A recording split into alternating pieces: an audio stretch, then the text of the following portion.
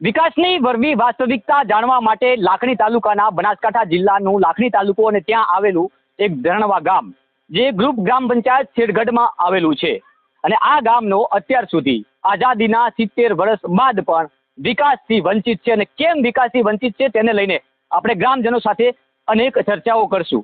શા માટે આ ગામે લોકસભાની ચૂંટણીનો બહિષ્કાર કર્યો છે? લોકસભાની ચૂંટણીનો તો બહિષ્કાર કર્યો છે, પણ શું આ જ ગામ આગામી ચૂંટણીઓ પણ આ બહિષ્કાર યથાવત રાખશે કે કેમ, તેને લઈને આપણે પહેલા ગ્રામજનો સાથે વાત કરશું. શું કહેશો કાકા, શું નામ છે? મારું નામ શામળાભાઈ રગાભાઈ પટેલ. ગામ તકલીફ શું છે ગામમાં? હવે તકલીફમાં તો કોઈ બાકી જ નથી. કહો તો રોડ નથી, રસ્તા નથી, ગામમાં કોઈ નિશાળની સગવડ નથી, બાળ મંદિરની કોઈ ઘણો તો વિકાસ છે જ નહીં આ ગામમાં.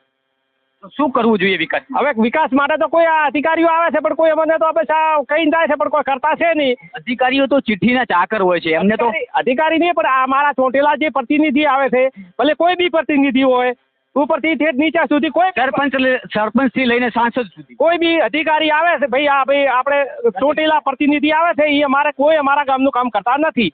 એટલે અમારા ગામે સર્વસંમતિથી આ મતદારનું અમારે વિરુદ્ધ નિર્ણય કર્યો છે કે આપણે મતદાન કરવું નહીં, એનો બહિષ્કાર કર્યો છે. કહી શકાય કે મત માગી અને બસ રફુ ચક્કર થવાનું, આ લોકોની વેદનાઓ કઈ સાંભળવાની જ નહીં. આ લોકોની ગામમાં શું શું સુવિધાઓની કઈ કઈ અગવડતાઓ છે, આ લોકોને ક્યારે આ ગામમાં ક્યારેક ગ્રામ સભા યોજાઈ છે? ક્યારે ગ્રામ સભા યોજાઈ છે? ક્યારે યોજાઈ નથી ગ્રામ સભા.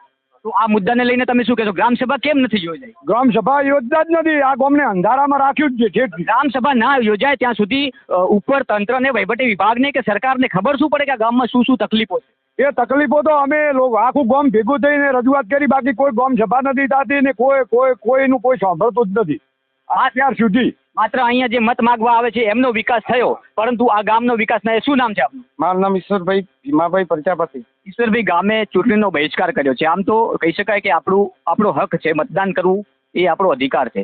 આ અધિકાર તમે કેમ ગુમાવી રહ્યા? અમે રસ્તો નહીં, મેન પાણી નહીં, પછી અમારે તાલુકાના લગતો રોડ જ નહીં સાહેબ. અમારે 20 કિલોમીટર અવળાઈમાં તાલુકામાં જવું હોય, પછી અમારે લાખણી તાલુકામાં અમારે માર્કેટ યોજના છે, અહીંયા માર્કેટે જવું હોય તો અમારો ડબલ ભાડો થાય છે. બરાબર, ટ્રેક્ટરવાળા ડબલ ભાડે અમને બોરી પહોંચાડી આપે છે. બરાબર, અમારે કોઈ વિકાસ ગામમાં રસ્તાનો જ મેન રસ્તાનો આ ગામમાં આવતા પ્રધાનમંત્રી સડક યોજનાના જે રસ્તાઓ છે એ ક્યાં ગયા? સૌથી મોટો સવાલ છે. શું નામ આપનું? મારું નામ ભરતસિંહ. ભરતસિંહ, હું જ્યાં અહીંથી ગામમાં એન્ટ્રી થી સૌથી પહેલા તમે મળ્યા મને. ગામમાં કઈ કઈ યોજનાઓ છે અત્યાર સુધી ક્યારેય લાગુ થઈ નથી? ફળો એક તો પહેલી તો પ્રધાનમંત્રી આવાસ સડક યોજના, પ્રધાનમંત્રી આવાસ યોજના, પછી આ જે મોદી સાહેબ સફાઈની જે વાતો કરતા હોય છે એમાં એ લોકો ક્યાંય ગામમાં કોઈ સફાઈ નથી, હજુ સુધી કોઈ એનું કોઈ નિરાકરણ છે નહીં. પછી ગટર લાઈન નથી ગામની અંદર. બાળ મંદિર એવું કે જે બાળકોને ભણવા માટે, શિક્ષણ માટેનું પહેલી વસ્તુ તો બાળ મંદિર જ નથી. પછી જે આ રસ્તાઓ અને પાણી આજ 5 વર્ષથી બોર બંધ છે. હવે નવો જે બોર બનાવ્યો છે એ અમને કાલે સાહેબ આવીને એવી વાત કરી કે અમે તમને ચાલુ કરી આપશું.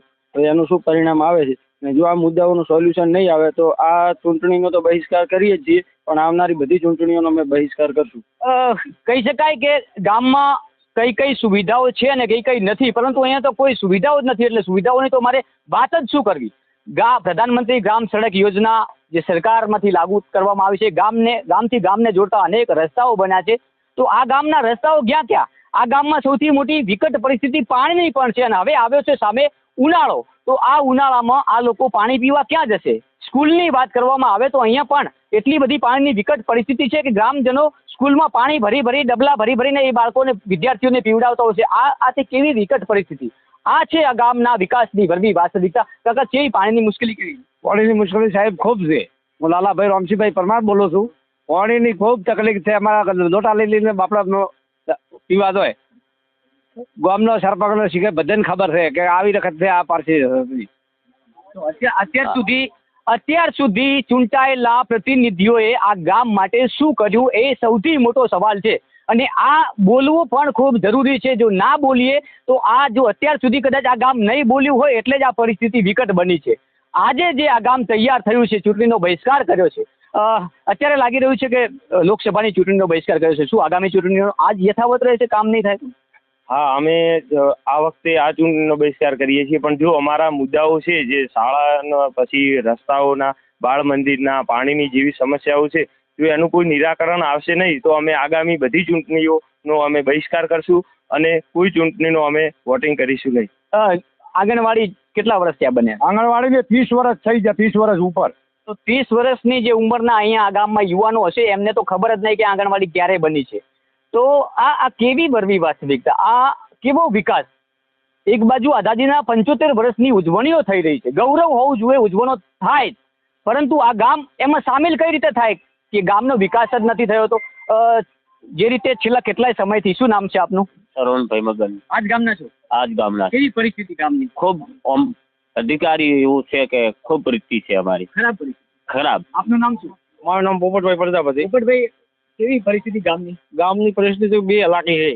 કોઈ પરિસ્થિતિ તો કોઈ જોનવા જો ને તો કોઈ બાકી વગરની પરિસ્થિતિ છે. આજે 18 આલમ એક મંચ ઉપર, હા, એક મંચ ઉપર આ જે નિર્ણય લેવાયો છે બહિષ્કારનો, આખા ગામે ભેગા બહિષ્કાર લીધો છે. મતદાન કરવાનો અધિકાર હોવા છતાં બહિષ્કાર લેવો પડ્યો છે, આ કોઈ સુવિધાઓ ન મળવાથી. એટલે મજબૂરી ને? મજબૂરી. તો આ ખરેખર ઘણું બધું બોલવું છે આ મુદ્દા ઉપર. આખો દિવસ બોલીએ ને તો પણ આ ટાઈમ ઘટે એવો વિકાસ છે આ ગામનો.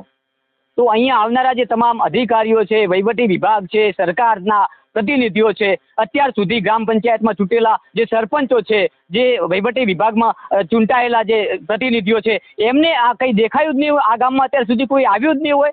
તો હવે આ ગામે નિર્ણય કર્યો છે કે આ ચૂંટણીનો બહિષ્કાર કરવો. મતદાનનો અધિકાર હોવો જોઈએ, મતદાન કરવું જરૂરી છે, પરંતુ આ એક મજબૂરી બની છે કે જો મતદાન નહીં કરીએ તો જ આ લોકો સાંભળશે. એટલે હવે આ ગામે સંયુક્ત નિર્ણય લીધો છે લોકસભાની ચૂંટણીનો બહિષ્કાર.